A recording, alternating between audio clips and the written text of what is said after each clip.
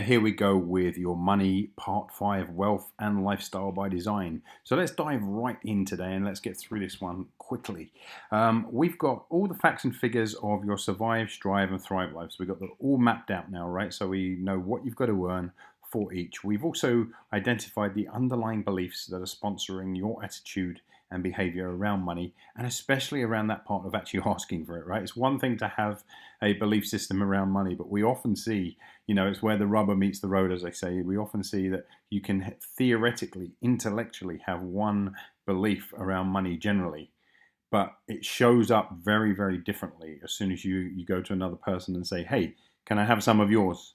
Okay, and that's where the fear and the threat and the stress and the anxiety and the overwhelm and all of that nastiness starts to show up. Okay, so we've identified that, and hopefully you've gotten a bit clearer about what money really means to you and how you're going to be talking about it in the future to people.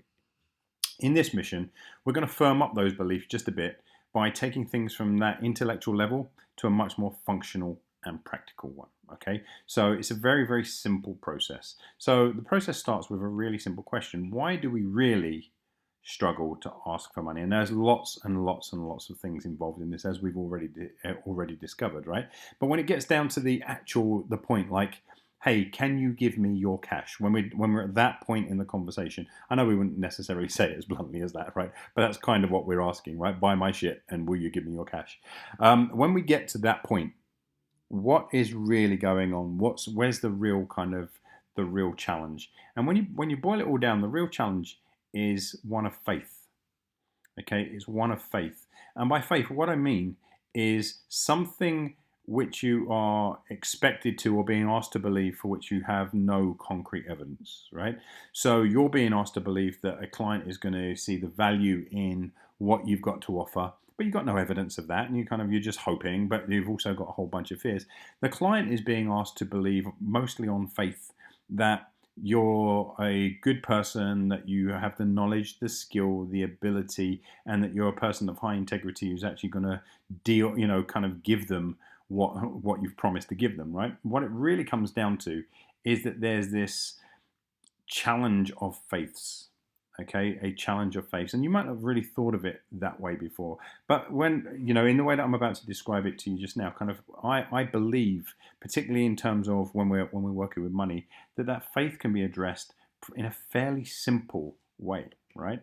So there's faith in you, and there's faith in them. It's a two-part equation here, right? They have to have faith in you, and obviously you have to have faith in you, and you have to have faith in them. Okay, and they have to have faith in them, right? So think about this. When a person doesn't buy it can either be a case of they don't believe that you can do what you say you can do, or they might believe in you entirely, but they don't believe that they can do what you say they can do, right? Does that make sense? I hope it does, right? So let me just say that again. They may not have faith in you. They may say, well, you're full of crap, and it's easy for you to make those promises, but I just simply don't believe you, so maybe there's no faith there. But maybe they do believe in you, but maybe they don't believe in themselves. And that's why this stage here, this kind of understanding of what we mean by faith in terms of bringing you both to the table at the same point, where you can say, I believe in me, and I believe in you, and they can also do the same. They can say, I believe in you, and yes, I still believe it. This is going to be a real challenge. It's going to be tough, but I believe in me too, right? That is the most powerful part of the monetary equation, where both parties have got really, really strong faith. There's no absolute definitive evidence, but enough I's have been dotted and enough T's have been crossed that the person says, you know what, all things being equal, this really feels like a good decision for me. And it's not so much about countering objections like you may have been taught in sales techniques and stuff like that. It's much more about making sure that some very critical questions have been answered. So, faith in you. What might that faith be made up? Faith in your knowledge and your understanding. First off, do you believe that you have the full knowledge for what you're working with? Well, by this point in the program, you should do, right? You've built a program where you've got your philosophies and your principles and your practices all mapped out. You understand your magic. You understand, absolutely every part of your program. The product suite. You've got it all laid out, right? But do they have faith in you? Do they really believe that you know and understand their problem inside out? Okay, if they don't believe that, chances are they won't even be on a call with you, or chances are they won't even be looking at your, kind of looking at actually purchasing something from you just yet. But again, it's down to you to make sure that they have a full working knowledge and a full understanding of you, but also that you've demonstrated back to them, right, that you really know who they are and what they're about.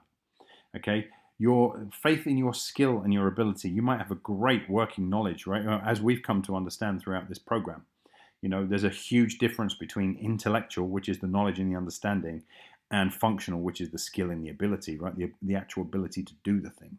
So do they have faith in your skill and your ability? I sure hope you do by this point, right? That again, your programs have been so well designed by this point that your kind of faith in your skill and ability should be really high. But do they? And if they do, like, what is it that brought that about? How did they come to have that faith in your skill and your ability? What have you been demonstrating in the lead up to asking them for money? Okay, again, another really, really important question, and we'll be addressing that in a second. Next, faith in you in terms of your integrity and your commitment. Again, that is vital, right? They've got to believe that you're not some fly-by-night who's just going to take their money, or you're going to talk the big talk, but you can't walk the walk. That you don't have, that you've never had the results that you're selling to them, and all the rest of it. How are they going to come to really understand that you are a person of integrity and commitment? That you're going to actually, you're going to be there right till the end and see them through and hold their hand through the entire process and guide them to whatever it is that you're promising, right? So these are the aspects of the faith in you. And the faith in them is exactly the same thing. Their knowledge and their understanding, right? Like, what do you need them? Like, so let's start from you first. What do you need to have faith in them? What do you want them to know and understand before they even start the process of working with you? Where do they have to be on the kind of the ladder of knowledge, so to speak? Right? Are they a complete neophyte that knows nothing and you're just kind of stepping in like a consultant and you're going to guide them? Or is there a whole bunch of stuff they need to know and need to understand before you even begin the process? Likewise, for them, what needs to be in place for them to have faith in them? Like, how do I know I'm ready? Like, do I know enough? Like what is it? What's going through their mind about putting them at their ease about their own knowledge and their understanding? What about their skill and their ability? What do you want them to be able to do before you ever start the process of working with them? What capabilities, what abilities do they need to have in place to even start the process? Likewise, how do they know? In order for them to have faith in themselves, in order for them to get rid of that nagging doubt that says, you know what, I've signed up for loads of these programs and they've been great, but I've just never been able to do the work and complete it. What do they need to know? What do they need to be skilled at and able at around, in order to kind of build up their faith in themselves, their integrity and their commitment? So what needs to be in place for you to have that feeling of integrity and commitment around them? What needs to be there? Like, what's the agreement they need to make, and how are you going to measure that, and kind of how are you going to tell whether it's just bullshit and they really mean it, or whether they're, whether it's bullshit and they really mean it? How are you going to tell whether it's bullshit or whether they really mean it? Okay, what needs to be in place for you to get a really, really strong sense of their integrity and their commitment? And again, for them, how do they need to know that, what is it that they need to know and feel and understand about themselves, where they say, wow, this time's really going to be different. I am going to see this through. I am going to take all the steps. I am going to follow all the instructions. I am going to kind of, follow the entire blueprint all the way through and not drop out in week 3 or 4 or ask for my money back or any of those things. What needs to be in place? I'm hoping this makes sense. I'm hoping it kind of makes sense that this is a two-way street. So their faith in you, your faith in you, their faith in them, your faith in them, right? It's really, really important. Remember, I'm going to repeat this again. There's only really 2 reasons why a person ends up not buying, not exchanging money for your services. They don't believe you, or they don't believe in themselves. That's really it, okay? And that's what makes any conversations about cash a moot point. And that's what makes, most people move in and they start the cash conversation long before they say, well, do we have faith here? Right? It may not be belief, because there's no absolute evidence, right? So that's why I'm using faith rather than belief, because there's no absolute evidence. Even if I've made 15 people millionaires before you come along and you join my program, you're still being asked really to kind of have the faith that I can do the same with you. And how are you measuring that? First off, you might say, well, this Dax Moy guy, he seems to really know his shit and he's got his act together. So you might have loads of faith in me, and then you go, but you know what? I've been through a ton of these programs before, and I never seem to finish them, and life gets in the way, and I'm never really quite ready, or I think I'm kind of ready for it, and then I get to that point where they start building funnels or doing kind of digital stuff, and then I kind of drop out because I don't like all of that kind of stuff. So you may not have faith in yourself. And it's really, really vitally important that we have both halves of that equation going into any conversation about money. Okay, so we'll speak about this a little bit more. We've got a kind of more detailed plan when it comes down to the actual, if you want to call it the sales consultation process, right? I have a process called Admire to On Fire, which guides people through.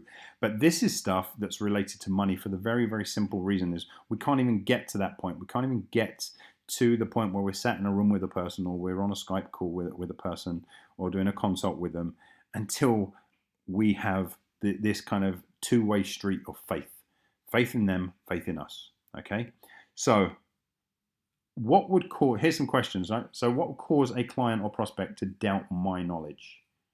Right? And again, you can take this from you as well. What will cause me to doubt my knowledge? Well, the only way I could doubt my knowledge of a program is if I start working outside of my principles, or if I start working outside of my program and kind of, going ad hoc and taking on anybody that's not my dream client, right? So from this point forward, I'm gonna take it as a given that, like, I've already done all the homework for myself. I trust myself and my program, so now I'm gonna kind of address it to the client. So what would cause them to doubt my knowledge? What would be in place? Well, maybe it's a simple case of maybe you've not been doing enough content work out in the marketplace where you've actually been speaking at a deeper level. A joke I often have with personal trainers is that they do a lot of what I call arse, abs, and avocado posts, right? That basically they're the easy to write throwaway posts where they talk about a vitamin, they talk about nutrition, they talk about working out a body part, all that kind of stuff. It's easy, it's throwaway kind of literature, you can kind of throw it into the marketplace, but it doesn't do anything to actually enhance a client or prospect's ability to kind of look at you and say, wow, this is a really knowledgeable person, unless you get into some really technical writing. So we're talking about kind of creating content that is going to be, and when I say content, I mean all materials in the marketplace that actually demonstrate your knowledge of the cause of the problem, not just the solution. And as you'll find, when we come into the marketing part of this program, we'll be talking a lot more about writing from a diagnostic perspective and not from a prescriptive perspective. So we don't write anywhere near as much content or video or whatever format. We don't create all that content from a here's what to do, here's what to do, here's what to do. We create it from a is this going on with you? Is this going on with you? Is this going on with you? Diagnostic versus prescriptive, okay? And that's actually one of the fastest ways to actually have a client really come to understand that you know your topic inside out, okay? What steps can I take to address that, right? So what would cause a client or prospect to doubt my knowledge, and what steps can I take to address that? Well, we're going to be doing that in the marketing phase anyway, but just think about that. Like, what steps could you be taking to address a doubt about your knowledge? Now it's about skill and ability. What would cause a client or prospect to doubt my skill and ability, right? What might I have needed to kind of be speaking about a little bit more? What might I need to be demonstrating a little bit more? Certainly for, in terms of what I do, like demonstrating the life that I lead and some of the travel that I take, but without me just kind of saying, hey, I earn a lot of money, the kind of life I lead leads people to believe that actually my skill and ability at making money must be pretty decent, because I'm flying business class all around the world and I'm visiting all these places and taking a lot of time off and doing adventures like the Himalayas and Everest and all that kind of stuff, right? So that's just one part of it, right? What would cause a client or prospect to doubt my skill and ability? Well, maybe they're not actually seeing me live the life I'm talking about. Maybe they're not actually seeing me or hearing me talk about some of the client results I've been getting, and so on and so forth. Right? So what might I want to do to address that? Okay. What might cause a client or prospect to doubt my integrity? Now, and again, what steps can I take to address that? Well, in terms of why they might doubt my integrity. If I keep changing my tune every 5 minutes, if I don't stick to my philosophy and my principles, and I just kind of keep jumping on popularity bandwagons and going for the shiny stuff, that might cause them. If I'm failing to deliver on my promises, or I'm kind of, I'm signing loads and loads of people up for programs and not actually seeing the programs through, or not delivering on them, or giving people a shitty or crappy experience, all of that kind of thing might kind of affect my integrity. There's a lot more besides, and I'm trying not to kind of give you all of your answers. I'm just trying to give you an understanding. I've got kind of lists and lists and lists of all of the different ways in which somebody might doubt my integrity and how I'm addressing that. And you're being invited to do the same. Okay.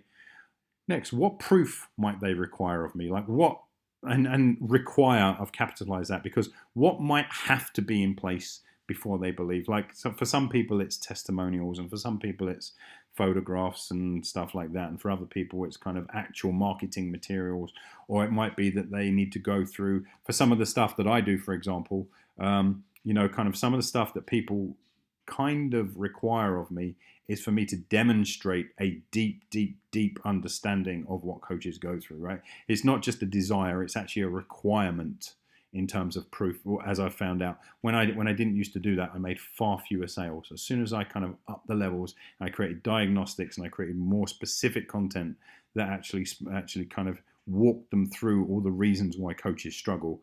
That changed everything for me. Next, what might they desire of me? So they might desire kind of like everything from Q&A posts and an active tribe, and you name it. There's lots and lots of other things. They might not require it of me, but they might very much desire it of me. And again, so you're being asked what proof you think they might require of you in order to kind of address your knowledge, your skill, your ability, your integrity, and so on and so forth. What might they desire of you in those areas? Now we flip it on them, right? So what would cause me to doubt a client or prospect's knowledge, right? And that might seem like a weird question, because they're becoming our clients, but what do I want them to know coming in? Like, for example, let's use the PT again. If a client is all about calories in, calories out, and kind of move less, eat more, and all that kind of stuff. Move less, eat more. Move more, eat less. Right? If a client is all about that, and yet I'm actually take a much more hormonal or metabolic approach that's got a lot less to do with that, then the client's going to have a shitty experience with me. They're not going to enjoy their time with me, because they don't know that my approach isn't just about designing them a training program and a nutrition plan, right? Likewise, if somebody comes along to me on the coaching front, and they want to build their business, and they're expecting funnels and ninja hacks and all the rest of it, and I don't do that, and I say, okay, we're going to spend 10 weeks digging deep into your beliefs and your values, and right, they might be kind of really pissed off and upset about what they're being asked to do, right? So what might I want them to know coming into my programs? Next, what kind of, and that serves both halves, right? That takes care of their challenges as well. What steps can I take to address that? What content might I have to produce, and what materials and what conversations and so on and so forth? What would cause me to doubt a client or prospect's skill or ability, right? So, if somebody says, I have signed up for 15 programs over the last 10 years and I never see one through to the end, and I never, I always struggle with, if it's something that's to do with funnels and stuff, that's cool. But if people kind of can't even take care of simple aspects of the program, like just as a stupid example, logging into Facebook, watching the videos, and setting aside a bit of time every day, then maybe they're not the right fit for me. Maybe I'd be asking them, or maybe, let's put it this way, maybe they're not a qualified coach yet, or maybe they have no experience of coaching, not so much qualified, but maybe they've got no experience, and yet they're asking me to help them build a six-figure coaching business. Excuse me. They're asking me to build a six-figure coaching business, and yet it's day one and they've never coached anybody. They may not actually have the skill or the ability as a coach, let alone building out the business to do that, right? So again, kind of there's some things that I might be addressing. What steps can I take to address that? It might just be the simple declaration that I only work with people from a certain level up. Like, you've got to have clients, or you've got to be making money, or you've got to be certified, or kind of Daniel Priestley, for example, in some of his programs, Daniel Priestley has, you have to be paying VAT. Why does he choose that? Because to be paying VAT, you've already broached the VAT level of £84,000, which means that you're a decent income earner, right? So you can only join his program if you've got the skill and the ability to make £84,000 or more of money, right? There's just an example. What would cause me to doubt a client or prospect's integrity? Okay, so again, like if they're saying that they've joined all these things and they never see it through, or they might be bad mouthing all of their previous coaches that they worked with. This guy was crap, and they were crap, and they led me on a merry dance, and this one was awful, and I didn't like this one, right? And that's often a thing that I look out for. If somebody is bad mouthing everybody they've worked with before, I'm fairly certain they're going to bad mouth me. If I hear that they have done some pretty high level programs and they've got nothing out of it, I don't immediately look to the person and think, well, somebody has ripped them off. I look to, wow, if you could, for example, if you could have done Frank Kern's program all the way through and you haven't made a single extra dollar or pound or yen or euro, then actually maybe there's something about your approach to the work, because I don't know anybody who's done one of Frank Kern's program and not made money, right? So that's just an example, right? So, and again, what steps would I take to address that? What proof would I require of them that they are ready for my programs? What proof would I require of them that they have the knowledge, the skill, the ability, the integrity? What is it that I require? What must they have coming into my programs? And what would I desire of them, right? And again, when we go into client selection, we're going to go much deeper into this require and desire aspect. But this is a good way of kind of starting it off in relation to what we need to have in place before we would be happy having any form of conversation around money. And I'm hoping what you're seeing then is that when you've got all of this in place, when you have this understanding of how you have faith in yourself, how you have faith in them, how they have faith in themselves, and how they have faith in you, that actually addresses 99.9% of all the money issues. Because think about it, like if a person really believes in you and the way you've explained the process and what they're going to have to do in that process has caused them to believe in themselves a little bit more. And if you believe in yourself because you've done all this work of guru and you've got an awesome program, right? And you also believe in them because they seem to be a brilliant fit, why wouldn't you feel good about asking them for money to come and join your program? Why wouldn't you, right? It's all about the faith, right? All about the faith. So it's a simple yet very powerful and really important exercise. Just again, play with it. You may not have all of the answers to begin with. I doubt you will, right? But come up with as many answers as you can for each one of those categories, and just see where it takes you to. I'd really love to hear kind of what your level of clarity is by the time you finish this one. Okay, so that's it. You can think about it as kind of like IADs for doubt, right? And the IADs for doubt about you and about your offerings, but also the IADs for about them and about whether they really, really should be actually signing up for your program. Okay? Set of IADs, and we're just kind of putting them in advance. They're anti-ambush drills, if you will. So that's it. Get to it.